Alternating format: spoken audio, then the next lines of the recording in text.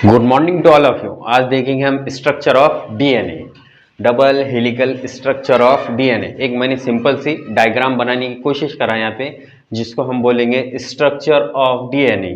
ये क्या होता है? डबल हेलिकल होता है। और डीएनए यानी क्या?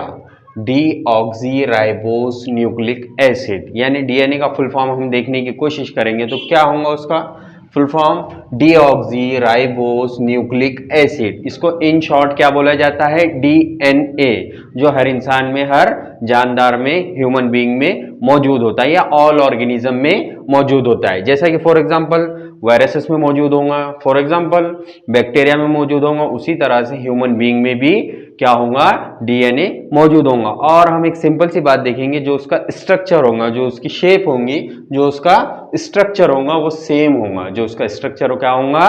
वो सेम होगा। देखेंगे हम एक बार डिटेल में तमाम चीजें एक एक करके, कैसा होता है, क्या होता है, और इसमें बहुत सारी चीजें होती है जो एक एक करके देखेंगे। तो उससे पहले हम क्या करेंगे, आप लोग के सब्सक्राइब करें, शेयर करें और लाइक करें, ठीक है। उसी तरह से देखिए हमारे पास में क्या है? Double helical structure of DNA. ये सिंपल सी एक डायग्राम है जिसमें आपको मैंने बताने की कोशिश करा। देखिए, आपने सेल देखा होगा, कोई भी सेल होता है, सेल के अंदर न्यूक्लियस होता है। सेल में क्या होता है? न्यूक्लियस होता है। हमने देखे है इससे पहले कि सेल बना है और सेल के सेंटर में क्या होता है? एक न्यूक्लियस होता है। और न्यूक्लियस के अंदर क्या होता है? न्यूक्लियोलस होता है। न्यूक्लियोलस के अंदर क्या होता है? या न्यूक्लियस के अंदर क्रोमोसोम होते हैं। न्यूक्लियस के अंदर क्या होते हैं? क्रोमोसोम होते हैं। उसके अंदर मौजूद होता है डीएनए। उसके अंदर क्या मौजूद होता है? डीएनए। और उसके अंदर मौजूद होते हैं जीन। इनका काम क्या है? डीएनए या जीन का काम क्या करना है? जो एक पेरेंट से चाइल्ड तक तमाम इंफॉर्मेशन या तमाम जो भी हेरिडिटी कैरेक्टर है वो एक जनरेशन से सेकंड जनरेशन में क्या करना है? पहुंचाना। जैसा कि फॉर एग्जांपल हम आम जबान में समझने की कोशिश करेंगे। अगर कोई इंसान है या कोई एक बॉडी बिल्डर है या कोई एक इंसान है, उसकी शेप, साइज, आंखों का कलर, उसका नेक, नोज, कान, बाल जैसे करलेक होते हैं। किसी की आंखें कैसी होती है? अलग, ब्लैक होती है, नीली होती है, ब्लू होती है, या किसी की नाक छोटी होती है, मोटी होती है, लंबी होती है। हमने देखा हो ये किस तरह से होता है? किस तरह से होता है? क्यों होता है? क्योंकि हेरिडिटी कैरेक्टर या जीन क्या होते हैं? पेरेंट्स से बच्चों में क्या होते हैं? इंटरचेंज होते हैं, यानी पेरेंट्स से बच्चों में मुंतकिल होते हैं या आते हैं। अब देखेंगे, जैसा कि मैंने आपको बताया कि एक सेल होता है, सेल के अंदर न्यूक्लियस होता है, न्यूक्लियस के अंदर क्रोमोसोम होता है, क्रोमोसोम के अंदर डीएनए होता है, और डीएनए के अंदर क्या होता है? जीन होता है। अब इसको हम एक एक से एक्सप्लेन करेंगे। अब सबसे पहले हमारे पास में जो डीएनए की स्टडी करा उस साइंटिस्ट का नाम देखेंगे। सबसे पहले मिशर साहब ने, जो साइंटिस्ट थे, वो हमारे पास में उल्लू एक क्या है? जानदार है, ये एनिमल है जिसके न्यूक्लियस को निकाले, सेल को निकाले। सेल को निकालने के बाद में उसका न्यूक्लियस का क्या करे? निकाल दिए। और न्यूक्लियस निकालने के बाद में उसको उन्होंने नाम दिए न्यूक्लियन। मिशर साहब ने क्या करे? उल्लू लिए, उसका सेल निकाले, सेल के अंदर का सेल लिए, सेल के अंदर से न्यूक्लियस निकाले, और न्यूक्लियस को बाहर निकालने के बाद में उन्होंने अपना उसको एक नाम दिए, यानी उसको डिस्कवर करने के बाद उसको न्यूक्लियन नाम दिए। उसको क्या नाम दिए? न्यूक्लियन। उसके बाद में ऑल्टमैन। उसके बाद में क्या है? दूसरे साइंटिस्ट उनके बाद में एक दूसरे साइंटिस्ट पे उस पर स्टडी करे, उस पर क्या करे? स्टडी करे। अब देखेंगे हम उन्होंने क्या करे? Studies in chemical nature. उन्होंने उसका केमिकल कंपोजिशन देखने के लिए, यानी उन्होंने स्टडी करे ऑल्टमैन ने, जिसका केमिकल कंपोजिशन देखने की कोशिश करे, ठीक है। अब केमिकल कंपोजिशन में उनको दिखा ये एसिडिक नेचर का है, यानी हमारे पास में ये जो डीएनए कौन से नेचर का है? एसिडिक नेचर का है। तो इन्होंने उसको नाम दिए न्यूक्लिक एसिड। उसको क्या नाम दिए? Nucleic acid. उसी तरह से डीएनए भी न्यूक्लिक एसिड यानी एसिडिक नेचर का होता है, और आरएनए भी क्या होता है?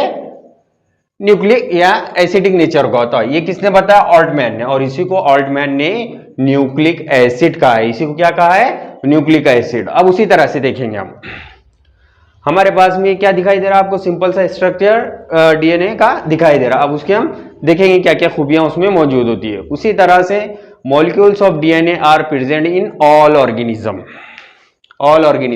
यानी तमाम जो भी ऑर्गेनिज्म होंगे उनमें डीएनए मौजूद होगा। उनमें क्या मौजूद होगा? डीएनए उनमें मौजूद होंगे ना। All organism in the earth, यानी हमारे पास में जो भी दुनिया में ऑर्गेनिज्म है उसमें क्या होगा? डीएनए मौजूद होगा, ठीक है।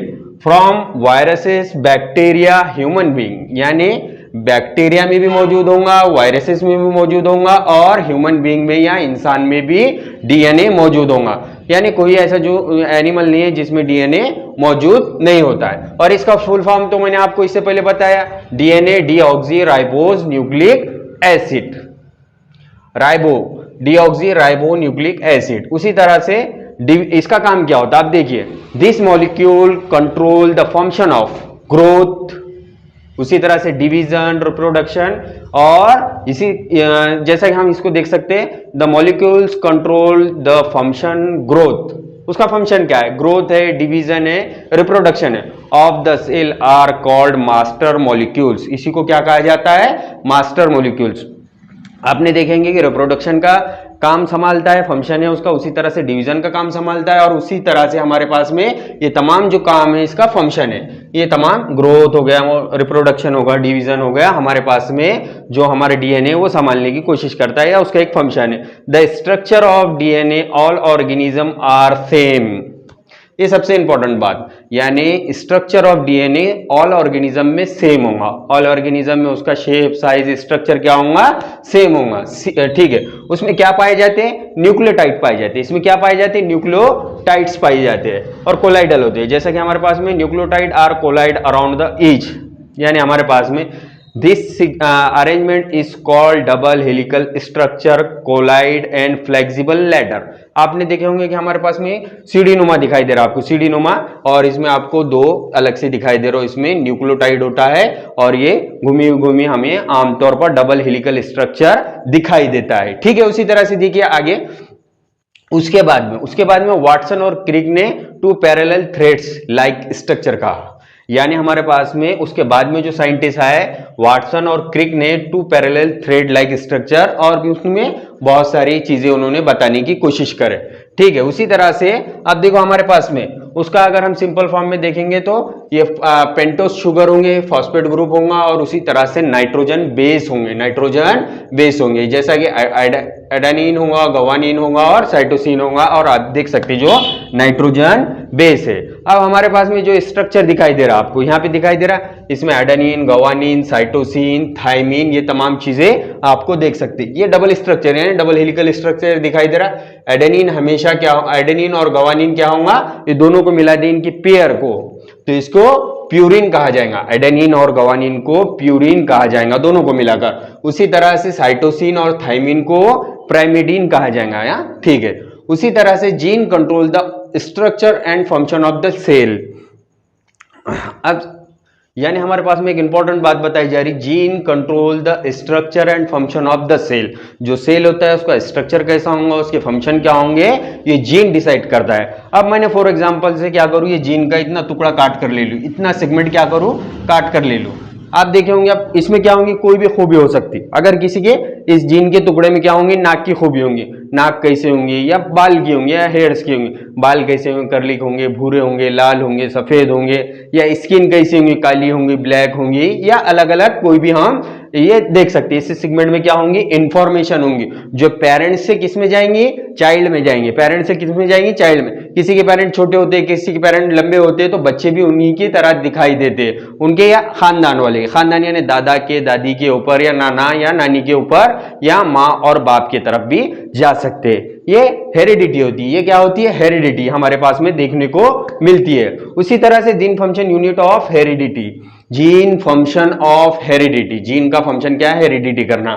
देखिए उसी तरह से अब हमारे पास में हम जीन को देखेंगे। जीन तो मैंने आपको बताया कि हेरिडिटी का क्या होता है, यूनिट होता है जो एक जनरेशन से दूसरी जनरेशन में क्या करता है, विरासत या मालूमात या इंफॉर्मेशन को one generation to another generation क्या करता है, ट्रांसमिट करता है। क्या करता है, ट्रांसमिट करता है, यानी इंफॉर्मेशन को ट्रांसमिट करता है, ठीक है। उसी तरह से देखिए, gene is a segment of DNA are called gene, यानी सेगमेंट को, इतने सेगमेंट को काट दूं तो मैं इसे जीन बोला जाता है, इसे क्या बोला जाता है, जीन बोला जाता है। उसी तरह से देखिए, due to the variety in the sequence of nucleotides different kind of gene are form, this gene are arrangement in line, यानी हमारे पास में जो जीन दिखाई दे रहे हैं एकदम लाइन में होंगे, एकदम क्या होंगे, लाइन में होंगे, ठीक है। उसी तरह से देखिए, the transmitted heredity characteristics from parent to child, यानी जीन का काम क्या होता है, पेरेंट से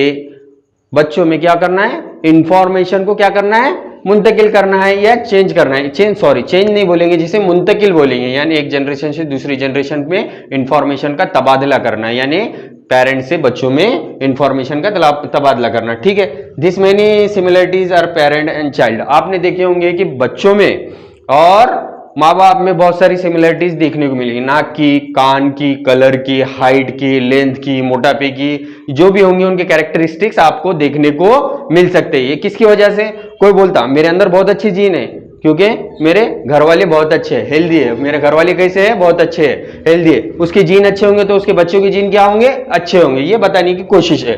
ठीक है, आपने ये बात अब हम एक बार रिवाइज करेंगे, सिंपल सा मैं आपको बताने की कोशिश कर रहा हूं। हम पहले लेंगे सेल, पहले क्या लेंगे, सेल, सेल के अंदर होगा न्यूक्लियस, न्यूक्लियस के अंदर होगा क्रोमोसोम, क्रोमोसोम के अंदर होगा डीएनए, डीएनए के अंदर होगा जीन। उसी तरह से सबसे पहले इसको डिस्कवर करा था या इजाद करा था, कौन करा था, मिशर साहब ने, जिसमें किसमें, उल्लू में या डब्ल्यूबीसी में, या डब्ल्यूबीसी में, बहुत सारी किताबों में डब्ल्यूबीसी या उल्लू भी बताया गया। इन्होंने क्या करे, उल्लू का एक सेल लिए, सेल को क्या करे, बाहर काढ़े, बाहर काढ़ने के बाद में उसको न्यूक्लियस सेल लिए, सेल के अंदर से न्यूक्लियस लिए, और न्यूक्लियस के अंदर से न्यूक्लियस को बाहर निकाले और उसका नाम क्या रखे उन्होंने, न्यूक्लिन रखा, उसका नाम क्या रखा उन्होंने, न्यूक्लिन। उनके बाद एक दूसरा साइंटिस्ट आया, उसने स्टडी करा इन chemical composition of nucleic acid, यानी ऑल्टमैन नाम के एक शख्स ने क्या करा, उस पर और ज्यादा स्टडी करा और इसके क्या करा, उन्हें केमिकल कंपोजिशन देखा, क्या देखा, केमिकल कंपोजिशन, और उसको उसने बाद में न्यूक्लिन को नाम क्या दिया, न्यूक्लिक एसिड। ये डीएनए में पाया जाता है, ये आरएनए में भी पाया जाता है। अब full form of the DNA, DNA का फुल फॉर्म क्या होता है, deoxy ribo nucleic acid, deoxy ribo nucleic acid. अब देखो हमारे पास में ये क्या होता है, ऑल ऑर्गेनिज्म में प्रेजेंट होता है, डीएनए क्या होता है, ऑल ऑर्गेनिज्म में या ऑल तमाम जानदारों में क्या होता है, ये प्रेजेंट होता है। ये वायरसेस में पाया जाता है, बैक्टीरिया में पाया जाता है और ह्यूमन बीइंग में भी पाया जाता है। ठीक है, उसी तरह से the control function of growth, division, reproduction, और इसी को मास्टर मॉलिक्यूल्स भी कहा जाता है, यानी ये ग्रोथ को भी कंट्रोल करता है, उसी तरह से डिवीजन को भी कंट्रोल करता है, रिप्रोडक्शन को भी कंट्रोल करता है, इसीलिए इसको मास्टर मॉलिक्यूल्स बोला जाता है, इसीलिए इसको क्या कहा जाता है, master molecules. The structure of DNA organism are same, जो ये स्ट्रक्चर होगा ऑल ऑर्गेनिज्म में क्या होगा, सेम होगा, इसकी शेप साइज क्या होंगी, सेम होंगी, यानी इसका स्ट्रक्चर जैसा कि वैसा हमें देखने को मिलेगा। अब देखिए इधर आइए, अब हमारे पास में एडेनाइन और गवानीन क्या होगा, प्यूरिन कहा जाएगा, और साइटोसिन और थाइमिन को प्यूरामेडिन कहा जाएगा। उसी तरह से आगे देखिए, ये तमाम चीजें आपको एक एक करके समझ में आ रही होंगी, जस्ट सेकंड, हाँ ठीक है, ऑल ऑर्गेनिज्म आर सेम। उसी तरह से वाटसन और क्रिक ने एक मॉडल पेश किया जिसको पैरेलल थ्रेड लाइक स्ट्रक्चर भी डीएनए को कहा उन्होंने। उसके बाद में देखिए न्यूक्लियोटाइड होते हैं, इसमें न्यूक्लियोटाइड मौजूद होते हैं कोलाइडल शेप में, अराउंड शेप में, या आपको देखेंगे न्यूक्लियोटाइड इसमें मौजूद होंगे। ठीक है, उसी तरह से आगे देखिए the arrangement the DNA many small molecules known as a nucleotide। ठीक है, उसी तरह से आप देखिए ये हमारे पास है फॉस्फेट शुगर हो गया, पेंटोस शुगर हो गया, उसी तरह से फॉस्फेट हो गया, और उसी तरह से nitrogen base adenine, guanine, thymine और साइटोसिन आपको देखने को मिल सकता है। ठीक है, उसी तरह से जीन किसको बोलेंगे, यानी इस सेगमेंट को काटेंगे और इसको नाम क्या दिया हमने, जीन दिए। अब इसको भाषा यानी हम इंग्लिश में किस तरह से बोलेंगे, gene is a segment of the DNA are called a gene due to the variety in the sequence of nucleotides different kinds of gene are formed, this gene arrangement in the line, यानी हमारे पास में जो gene होंगे ये line में होंगे और इसी को जीन कहा जाता है। इसका टुकड़ा अगर मैं काट दूं तो इसमें हमें इंफॉर्मेशन देखने को मिलेंगी, इसमें क्या देखने को मिलेंगी, इंफॉर्मेशन, नाक की, कान की, हाथ की, हाइट की, हेल्थ की, ये तमाम इंफॉर्मेशन हमें देखने को मिलेंगी। देखिए मैंने आपको double helical structure of DNA समझाने की कोशिश कर रहा हूँ, आप इसको शेयर करें, लाइक करें और समझने की कोशिश करें। ठीक, वेल डन।